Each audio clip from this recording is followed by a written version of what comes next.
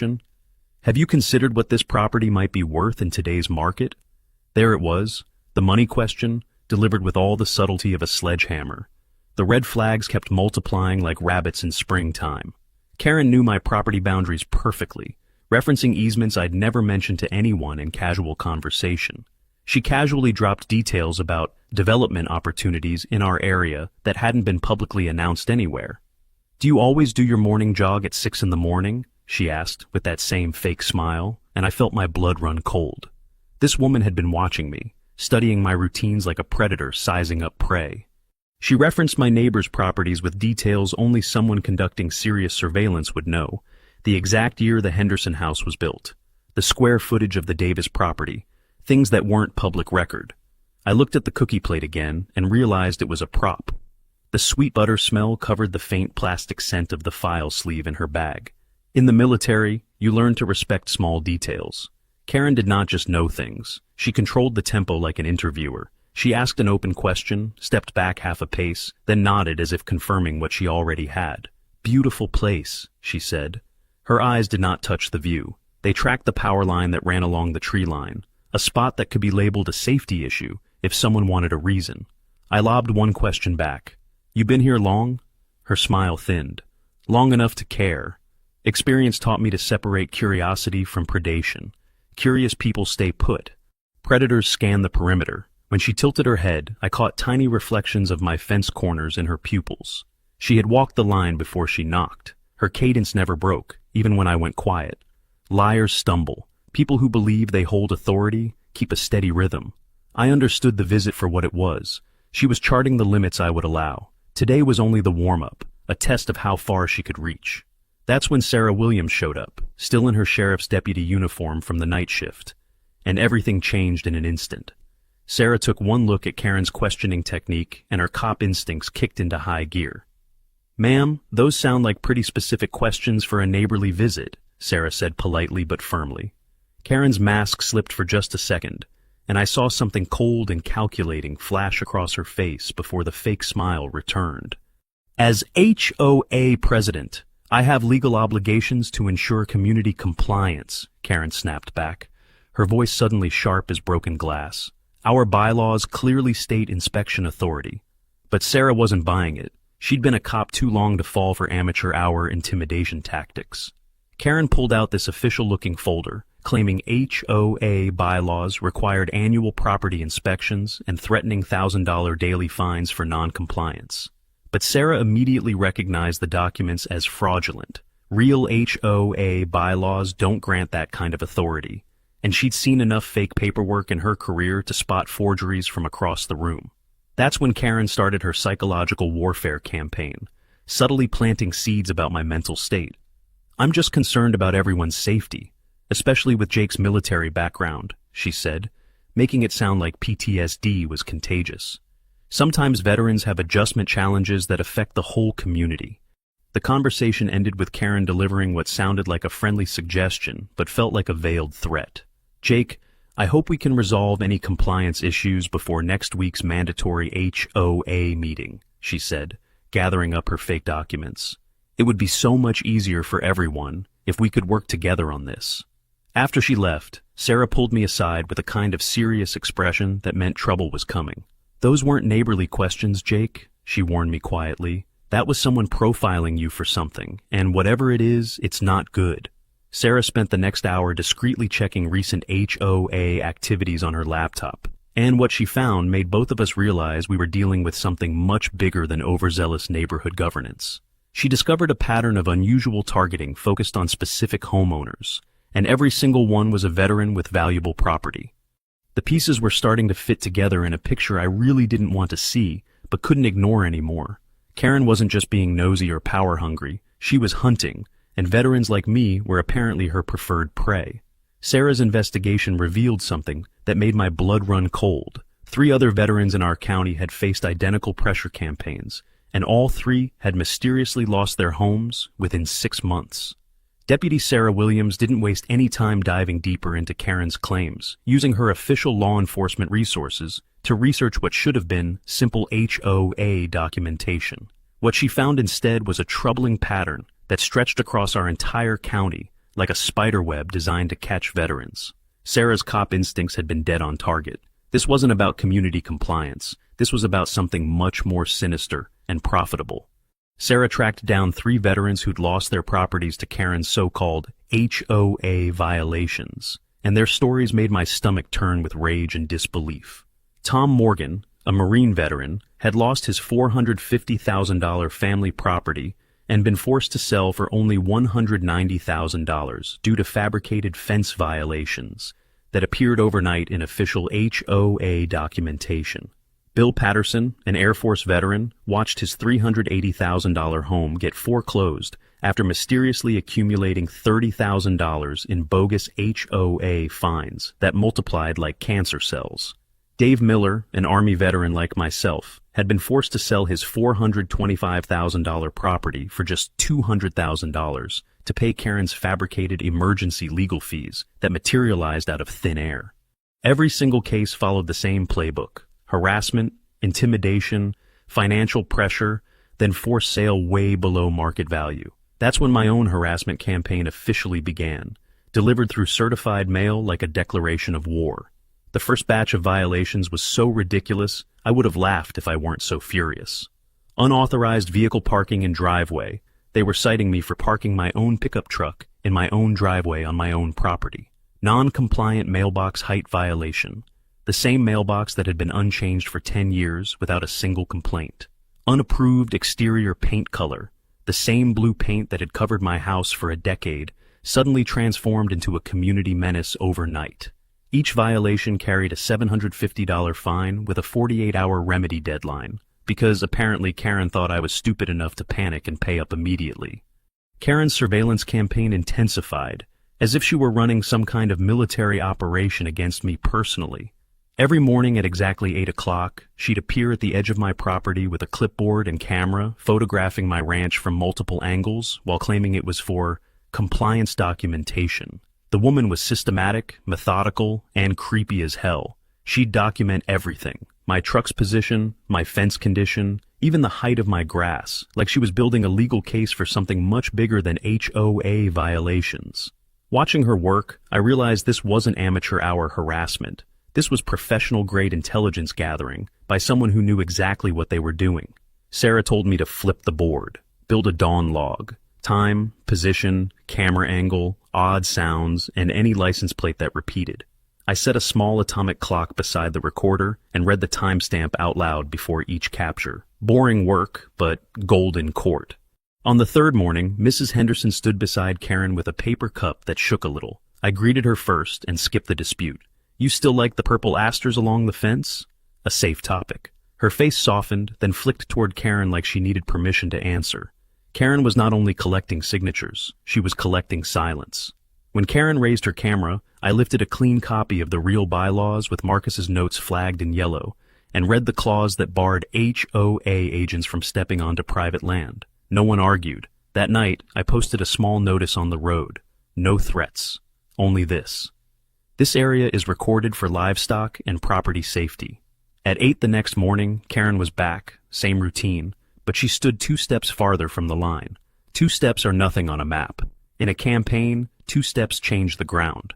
Meanwhile, Karen was busy recruiting my neighbors into her campaign of psychological warfare, spreading poison about my character like she was watering flowers. She told Mrs. Henderson that my erratic behavior might tank everyone's property values, painting me as some kind of unstable liability to the community. She warned Mr. Davis about potential safety concerns from military veterans with adjustment issues, making it sound like I was a ticking time bomb waiting to explode. She suggested to the elderly couple down the road that my property might become problematic for the neighborhood's future, whatever the hell that was supposed to mean. Every conversation was calculated to isolate me from community support. I called my cousin Marcus Thompson in Nashville, a property lawyer who specializes in HOA disputes, and his reaction was immediate and alarming. "Jake, this is textbook property fraud," he told me after I described the situation. "They're running a systematic scheme to steal valuable properties from vulnerable homeowners, and they're using fake legal authority to do it."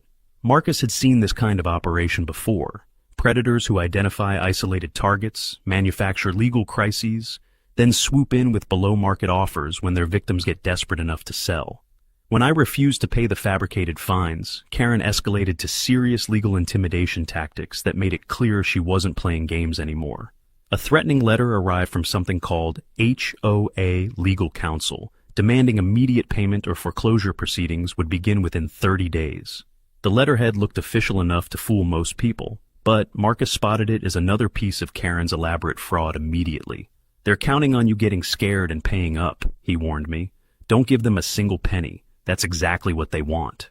Marcus advised me to start comprehensive evidence gathering, treating this like the criminal conspiracy it was becoming. Every alleged violation needed to be photographed to prove none existed. Every interaction with Karen needed to be recorded for evidence. Every financial demand needed to be documented against the actual HOA bylaws. Every surveillance activity needed to be tracked for the harassment case we were building. Sarah helped me set up proper legal documentation procedures, using her law enforcement training to make sure everything would hold up in court when this inevitably escalated. The psychological pressure kept building as 2 more neighbors approached me about resolving issues with HOA leadership, clearly influenced by Karen's poison campaign. Sarah recognized this as a textbook harassment pattern designed to target vulnerable individuals for financial gain, and her professional training was screaming that we were dealing with organized criminal activity disguised as community governance. When I discovered those surveillance cameras hidden around my property perimeter, I realized we weren't dealing with amateur harassment. Someone with serious resources was watching my every move. Marcus Thompson's financial investigation into Karen's background revealed the ugly truth behind her neighborly facade, and it was worse than either of us had imagined. Karen wasn't just an overzealous HOA president, she was the owner of Community Solutions LLC, a property acquisition company that had been systematically targeting veterans across Tennessee for the past 2 years. Her secret partnership contract with Summit Development Corporation dated back to 2019, and she was receiving over $50,000 in consulting fees for every veteran property she successfully acquired through her harassment campaigns. The woman had turned veteran targeting into a profitable business model, and she was damn good at it. Marcus's research showed that Karen had orchestrated 8 veteran property seizures across Tennessee in just the past 2 years, generating over $400,000 in personal profit while destroying the lives of men and women who had served our country. The financial trail was clear as daylight. Veterans would get harassed by fabricated HOA violations until they were forced to sell. Summit Development would buy their properties way below market value, and Karen would collect her blood money for identifying and breaking down the targets. It was systematic, it was profitable, and it was absolutely disgusting. That's when the property sabotage escalated from harassment to outright criminal destruction of my ranch. My main water line to the house got severed during what they called emergency utility maintenance, leaving me without running water for 3 days while I scrambled to find contractors for emergency repairs. 12 of my cattle got scattered across the highway when someone mysteriously left all my livestock gates open at night, causing a traffic nightmare and costing me $1,500 in emergency veterinary bills. My internet and phone lines got cut during routine tree trimming service, isolating me from communication right when I needed it most. Each incident was designed to look accidental, but the pattern was clear. They were trying to bleed me dry financially while making my life miserable enough that I'd take any offer just to escape. Enter Rick Morrison, Karen's enforcement coordinator, who arrived at my ranch with his intimidation crew, like something out of a gangster movie.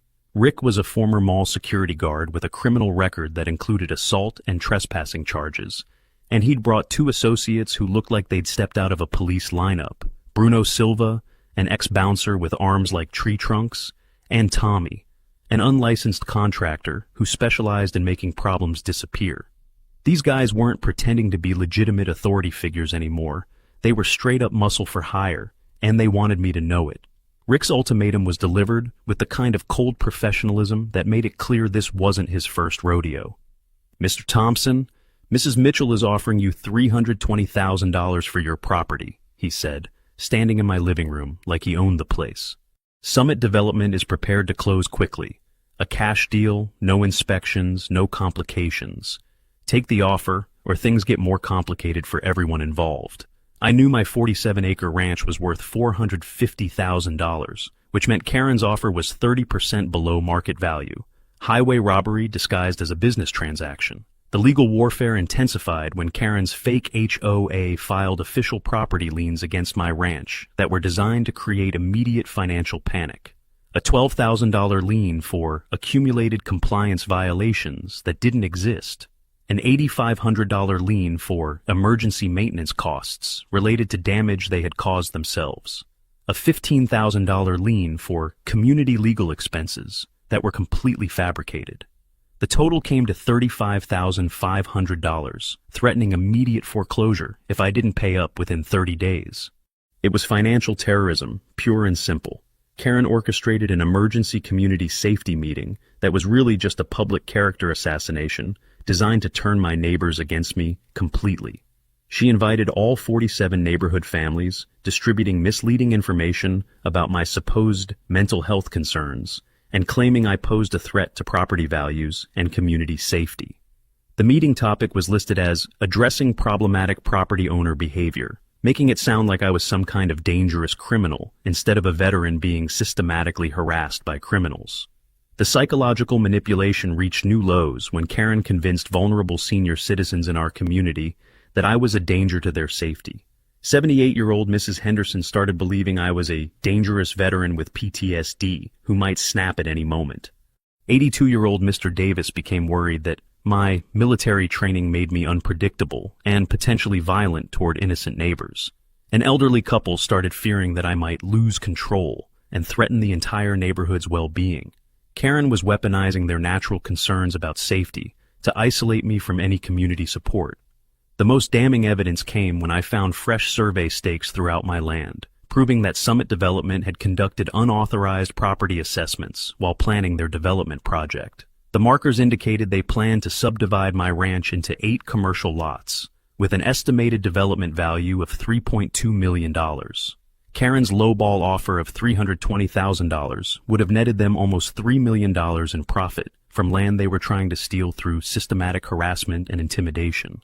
Sarah was facing serious career pressure from her department supervisor, who warned her to avoid civil disputes and focus on real police work instead of what he called neighbor squabbles. But Sarah's training told her this was organized criminal activity, not a civil dispute, and she wasn't about to abandon a fellow veteran to criminals just because her boss didn't understand the situation. Her integrity was going to cost her professionally, but she wasn't backing down. Karen contacted the local newspaper with a story pitch designed to destroy my reputation publicly. Troubled veteran refuses community standards, threatens neighborhood safety. She was trying to control the narrative before I could expose her criminal operation, painting herself as a concerned community leader, dealing with an unstable veteran who refused to follow reasonable rules. The media manipulation was sophisticated and dangerous. I decided to fight back with my own public relations campaign, posting property damage photos on social media with a caption that cut straight to the truth. This is what HOA compliance looks like. Karen Mitchell's harassment campaign includes property damage and intimidation. The post started getting shared immediately, and I could see Karen's carefully constructed reputation beginning to crack under public scrutiny. Karen's face went white when she saw my social media post getting hundreds of shares. She realized her reputation was crumbling, and desperate people do dangerous things. Have you ever dealt with an HOA that overstepped its boundaries? Comment below. Your stories might help other homeowners recognize the warning signs. Rick Morrison returned to my ranch at dawn with his 3-man intimidation crew, claiming they were conducting a final compliance inspection, and I immediately recognized them as the same fake officers from that first morning confrontation. These guys clearly hadn't learned their lesson about tangling with trained military personnel, but I was about to give them a refresher course they wouldn't forget anytime soon. Rick's crew looked more confident this time, probably thinking they had backup and better planning, but they had no idea what kind of tactical preparation I'd been making since our last encounter. Using my Army Ranger training, I'd transformed my property into a defensive position that would have made my old drill sergeant proud. Security cameras were positioned at all entry points, providing multiple angles of coverage for everything that happened on my land. Motion sensors around the property perimeter would alert me to any unauthorized movement, day or night. I'd prepared non-lethal defensive measures that would stop intruders without causing permanent damage, though I'll admit, the temporary pain was going to be memorable. Sarah and Marcus were both on emergency contacts, ready to respond immediately if things escalated beyond my ability to handle alone. We also reinforced the legal side. Marcus sent a chain of custody checklist. I printed it and taped it under the main monitor. Before each watch, I read the time, touched the sync tag, swept a full circle with the lens, and ended with a clear line. No third parties outside frame. Sarah suggested a safety passphrase for phone calls. Something harmless that would signal duress if I had to speak under pressure. We picked peach pie in September. I placed a backup mic behind the horse stall because intruders prefer the blind path. The drive was saved to a mirrored SNS at Marcus's office through an encrypted link. If someone smashed the box, the copy would live. At the gate, I hung a small sign. Private property. No authority. Do not enter simple words. No threats. Only facts. I did not want to fight. I wanted a record. If they crossed the line, the court would see what happened, start to finish, without commentary. The major confrontation began when Rick's crew attempted forced entry through my front door, apparently thinking they could intimidate me into submission through sheer aggression. I activated my recorded warning system first, giving them every legal opportunity to leave voluntarily. You are trespassing on private property. You have no legal authority here. Leave immediately or face the consequences. When they continued advancing despite the clear warning, I knew they'd made their choice, and I was ready to help them live with it. The first intruder got disabled with a joint lock that put him on his knees faster than Sunday prayer, screaming loud enough to wake the dead while I held his arm at an angle nature never intended. The second guy tried to help his buddy, but walked straight into a pressure point technique that dropped him like a sack of concrete, twitching on my porch while his nervous system tried to figure out what had happened.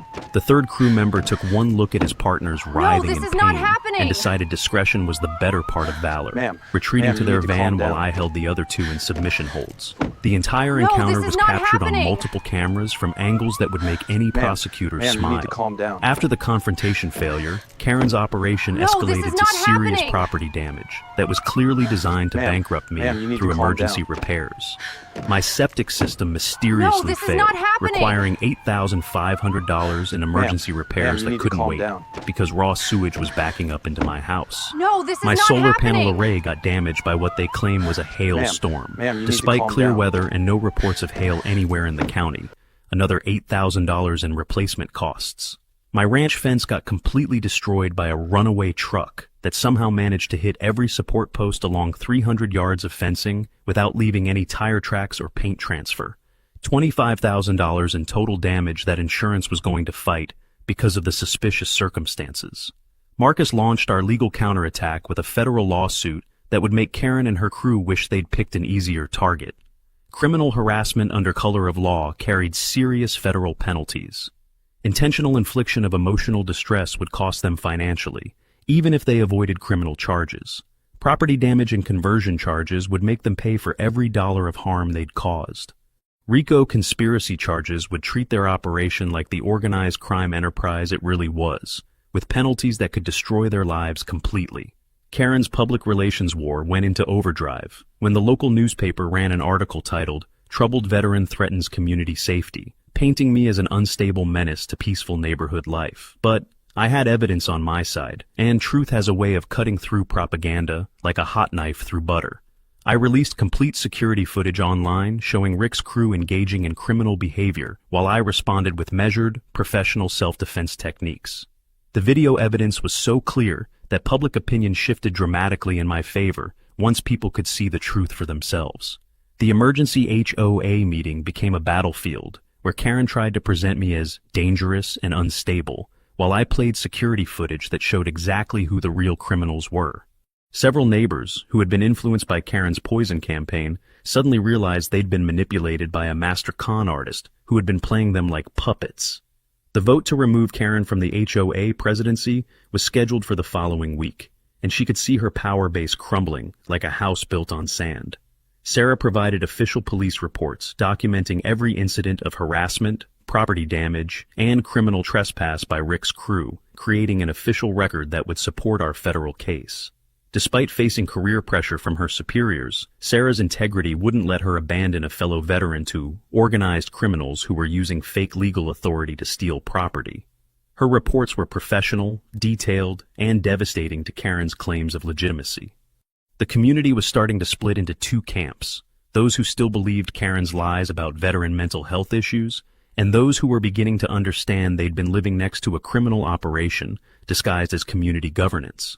Property owners started asking uncomfortable questions about HOA finances, wondering where their dues had been going and whether Karen had been stealing from the community fund for years. The foundation of trust that Karen had built her operation on was developing serious cracks. Evidence was mounting from multiple sources, as other veterans came forward with similar stories of harassment and intimidation.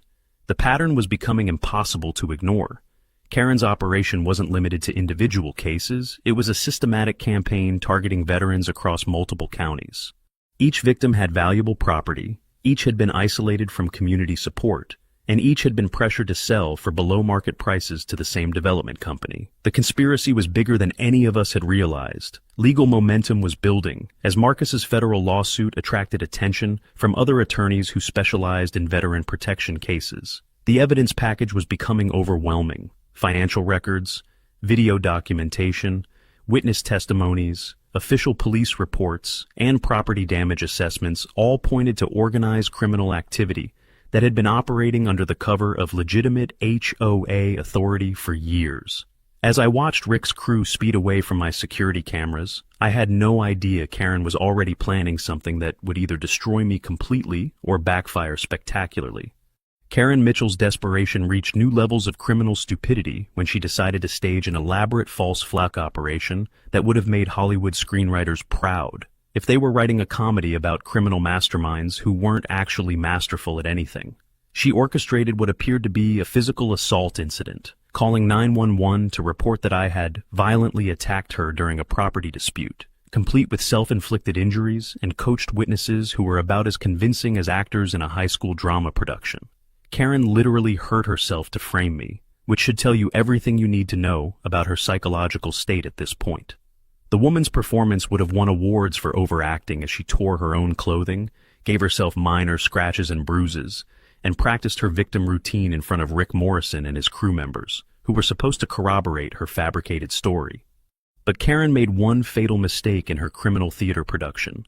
She forgot that my security system had been recording everything 24 hours a day since this whole nightmare began.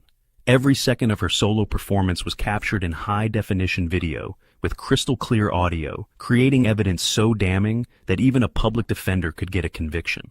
My security cameras provided a time-stamped record that demolished Karen's lies like a wrecking ball through tissue paper. The footage showed Karen arriving alone at my property, walking directly to a spot visible to multiple cameras, and then deliberately injuring herself while coaching her fake witnesses on their false testimony. "Remember, you saw him grab me and push me down," she told them, apparently unaware that she was creating evidence of conspiracy to file false police reports. The video captured her checking her injuries in her phone camera, adjusting her torn clothing for maximum dramatic effect, and even practicing her victim voice before making the 911 call. Meanwhile, I was demonstrably inside my house during the entire alleged attack, visible through my kitchen window, making coffee and reading the morning news. Karen's media contacts immediately ran with her version of events, publishing an article titled, "Dangerous Veteran Attacks Elderly Neighbor," that painted me as an unstable menace who had finally snapped and assaulted an innocent community leader. The story quoted unnamed sources about my history of aggressive behavior and concerning mental health issues that threatened neighborhood safety. For about 6 hours, Karen probably thought her plan was working perfectly, until I released the complete security footage online, showing every detail of her pathetic fraud attempt. The video went viral so fast it made my head spin, generating millions of views as people watched Karen Mitchell commit multiple felonies in real time while trying to frame a veteran for assault. Social media exploded with outrage over her criminal behavior, and public opinion shifted so dramatically in my favor that Karen went from community leader to public enemy overnight. Comments poured in from other veterans who had faced similar harassment, creating a national conversation about property fraud targeting military families. Marcus Thompson's legal counterattack expanded into a comprehensive federal case that would make Karen wish she'd never heard my name, let alone tried to steal my property. He added false police report charges that carried serious jail time in Tennessee. Defamation charges sought damages for the destruction of my reputation through deliberate lies. An emergency restraining order would keep Karen and her criminal associates away from my property while legal proceedings moved forward. Punitive damages would make her pay financially for every day of harassment, intimidation, and property damage she'd caused over the past months. The public community meeting I called became Karen's worst nightmare, as I presented evidence of her entire criminal operation to neighbors who had been manipulated and lied to for years. Financial records showing her partnership with Summit Development Corporation and the $50,000 she earned for every veteran property she helped steal. Video footage of property damage incidents that proved systematic sabotage rather than accidents. Testimonies from other veteran victims who described identical harassment campaigns. Bank records showing unexplained income that coincided perfectly with forced property sales. The evidence was overwhelming, undeniable, and absolutely damning. Karen's complete psychological breakdown happened in front of 47 neighborhood families who watched their trusted community leader reveal herself as a calculated criminal who had been preying on vulnerable veterans for profit. "You people don't understand," she screamed when confronted with video evidence of her fraud attempts. "These veterans are easy targets. They're isolated, they have valuable property, and they don't know how to fight back legally. Summit Development pays me $50,000 per property because I deliver results that no one else can achieve." Her confession was recorded by multiple phones and became evidence in the federal prosecution that would send her to prison. Rick Morrison's cooperation with federal investigators came faster than Karen's mental collapse, because facing conspiracy charges for targeting protected classes carries decades in federal prison. Rick provided prosecutors with detailed instructions Karen had given him for harassment campaigns, financial records showing payments he'd received for intimidation services, names of other HOA officials who were involved in the conspiracy, and evidence of similar schemes operating in neighboring counties. His testimony revealed that Karen's operation was much larger than we'd realized, targeting veterans across multiple states with identical tactics. The veteran community mobilized around my case like I'd never seen before, turning my personal fight into a national cause that would protect military families across the country. The VFW provided a legal support fund that ensured we could fight Karen's criminal organization with the best attorneys money could buy. Media interviews gave me platforms to warn other veterans about property fraud schemes and help them recognize the warning signs before losing their homes. Connections with other victimized veterans nationwide created a network of witnesses and evidence that would support federal prosecution. Templates for fighting HOA abuse were distributed to veteran organizations, giving families tools to protect themselves from similar attacks. Sarah Williams received official recognition for her investigative work, despite the career risks she'd taken to help expose federal crimes disguised as community governance. Her superiors finally understood that she'd been investigating organized criminal activity, not interfering in civil disputes, and her dedication to protecting a fellow veteran earned commendations that advanced her career rather than destroying it.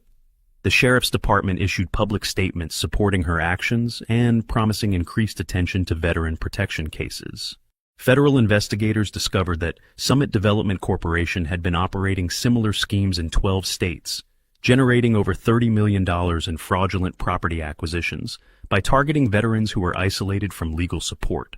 The company's stock price crashed when the investigation became public, and executives faced federal charges that would send them to prison for decades. Karen's scheme wasn't just local crime, it was part of a national conspiracy to defraud veterans of their property rights. Community support rallied around my case as neighbors apologized for believing Karen's lies and demanded accountability for the criminal organization that had been operating in their midst. The neighborhood voted unanimously to remove Karen's entire criminal organization from HOI leadership and elect veteran-friendly representatives who would protect property rights rather than destroy them for profit. With Karen exposed and Rick cooperating, I thought the worst was over, but federal investigators had just discovered something that would change everything. This conspiracy went far beyond our small Tennessee community.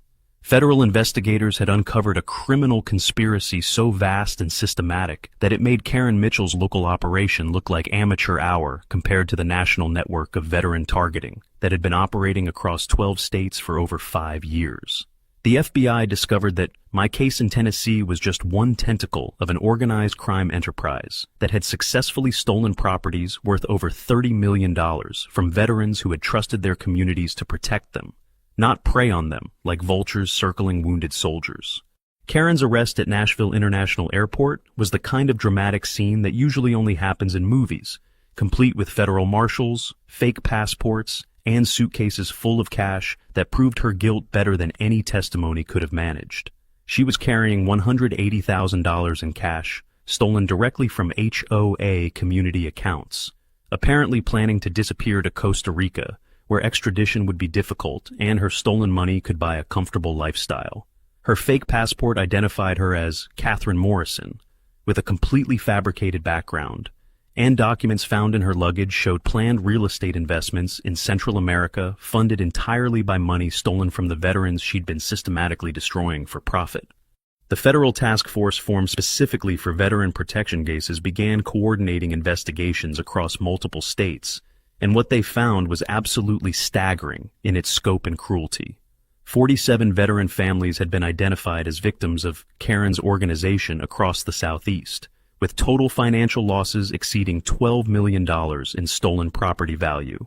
Summit Development Corporation's scheme had been operating since 2019, targeting veterans with valuable properties in growing suburban areas where development profits would be maximized. Each case followed Karen's exact playbook: harassment through fake HOA authority, property damage to create financial pressure, isolation from community support, then forced sales at below-market prices.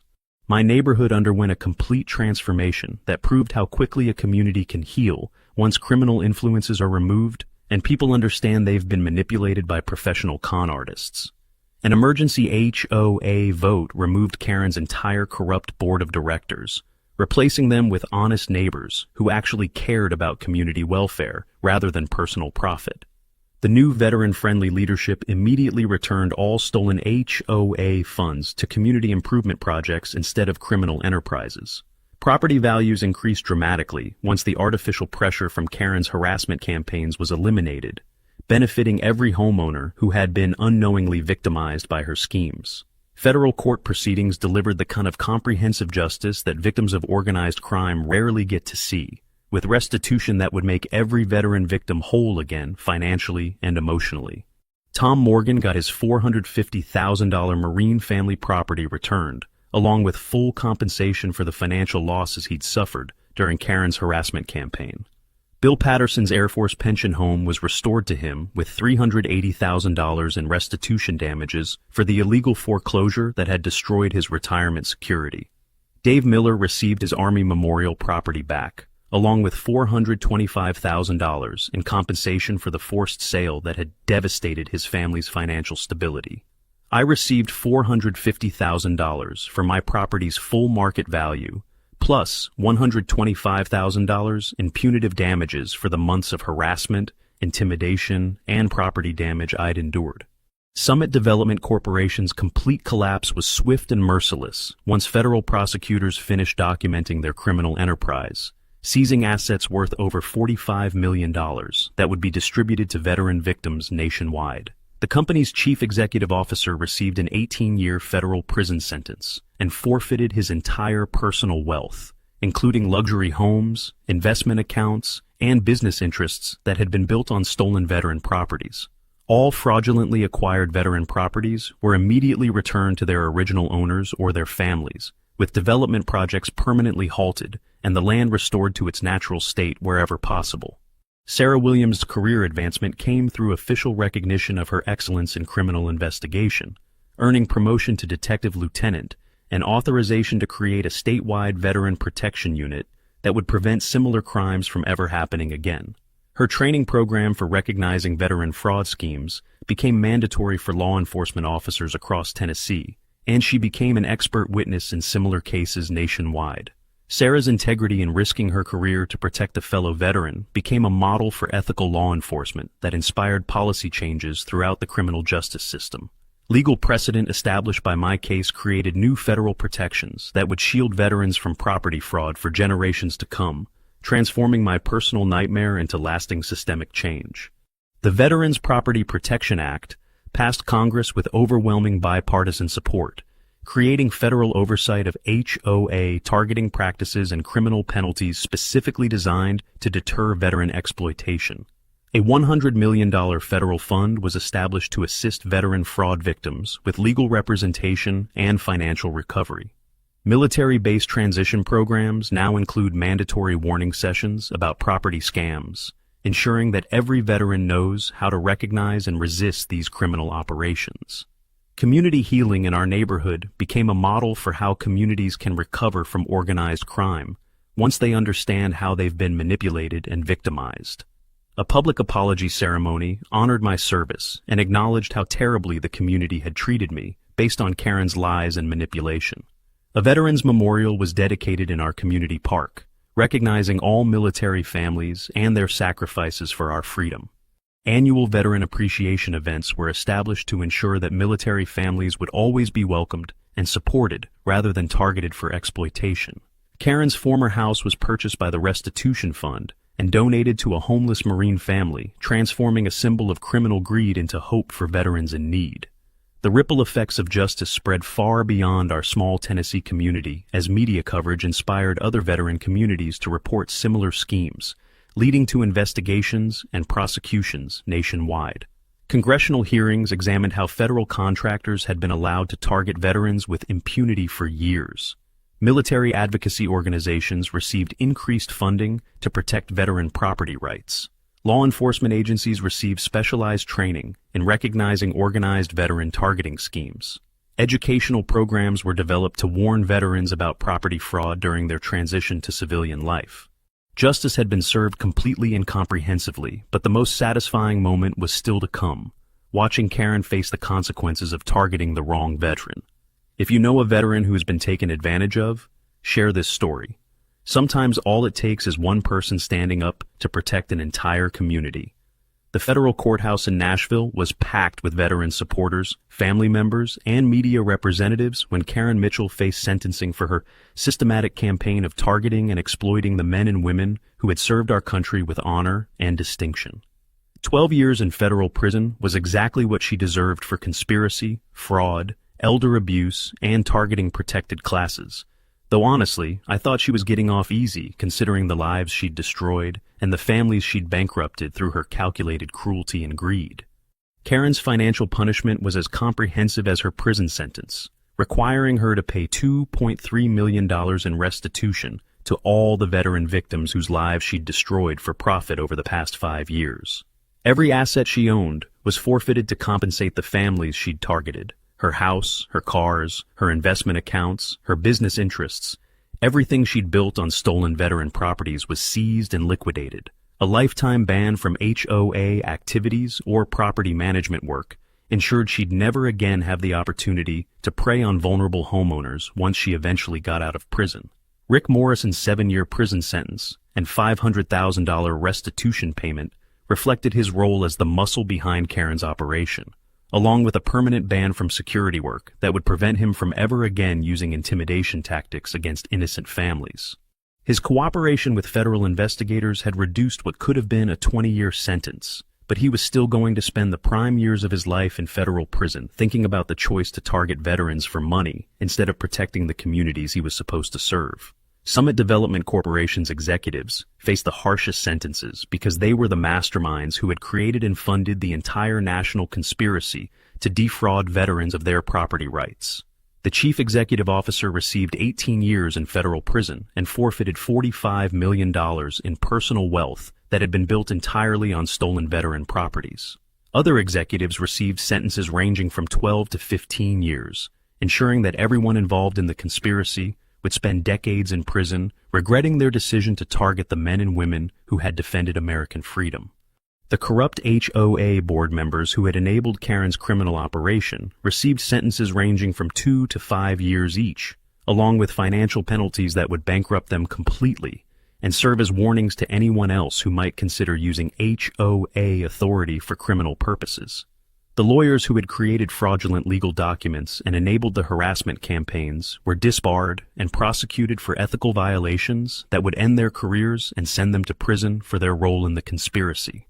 National policy impact from my case created lasting changes that would protect veteran families for generations, transforming my personal nightmare into systematic reforms that address the root causes of veteran property fraud. The Veterans Property Rights Protection Act, signed into law by the President, created federal oversight of any HOA targeting practices, with mandatory reporting requirements and criminal penalties for discriminatory enforcement. A $100 million federal fund was established specifically for veteran fraud victims, ensuring that legal representation and financial recovery would be available to any military family facing property theft. My role as a national advocate for veteran protection gave me opportunities to testify before Congress about the systematic nature of veteran exploitation, helping lawmakers understand how organized criminals were using fake legal authority to steal from the people who had served our country. FBI consultations on similar investigations nationwide helped federal agents recognize the warning signs and patterns that indicated organized veteran targeting. Over 200 veterans received direct assistance fighting property fraud schemes after learning about my case and contacting me for help and guidance. Sarah Williams' Specialized Veteran Protection Unit became a statewide model that other law enforcement agencies copied, training over 500 officers in recognizing veteran fraud schemes and preventing property theft before families lost their homes. Her rapid response protocols for veteran targeting cases created a network of protection that covered the entire state of Tennessee. National recognition as an expert on HOA abuse investigation led to consulting opportunities that spread veteran protection strategies across the entire country. Marcus Thompson's legal practice expansion into veteran property law created a template that other attorneys followed, establishing pro bono funds specifically for threatened veterans and developing legal strategies that could defeat property fraud schemes before they succeeded. His total settlements of $127 million for veteran victims nationwide proved that holding criminals accountable could actually return stolen wealth to the families who deserved it. Training programs for lawyers specializing in veteran protection law ensured that legal expertise would be available wherever military families faced property threats. My community's transformation into a showcase veteran-friendly neighborhood attracted military retirees seeking safe places to invest their service benefits, creating a positive cycle that strengthened property values and community support for military families. National media coverage highlighted our community as an example of successful HOA reform, showing how neighborhoods could recover from criminal leadership and create supportive environments for veteran families. The community became a model that other HOA organizations studied when implementing their own veteran protection policies. Educational impact from my story reached millions of military families through required training at retirement seminars, case studies in military justice courses, and documentary film coverage that warned veterans about property scams before they became victims.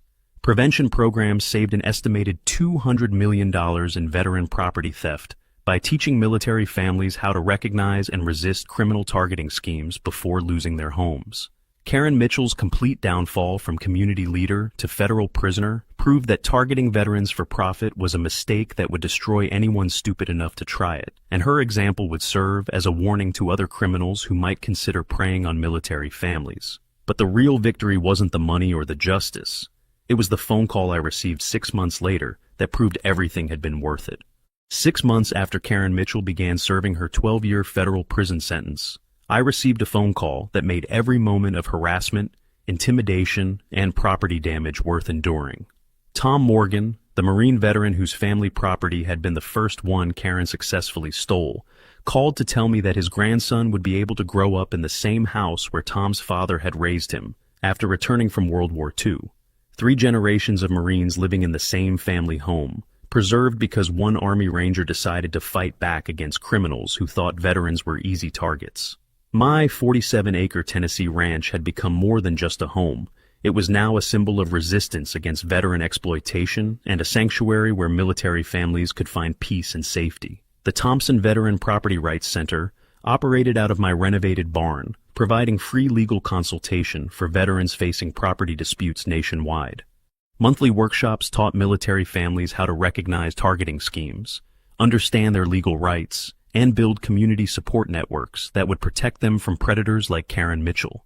Sarah Williams and I had married in a small ceremony held right here on the ranch that Karen had tried to steal, surrounded by veteran families whose properties had been saved by our fight against organized crime. Our wedding reception was attended by every veteran victim who had been helped by the legal precedent we'd established, creating a celebration of justice and community that proved love and integrity could triumph over greed and criminal conspiracy. Marcus Thompson served as my best man, and the community provided overwhelming support for our new beginning.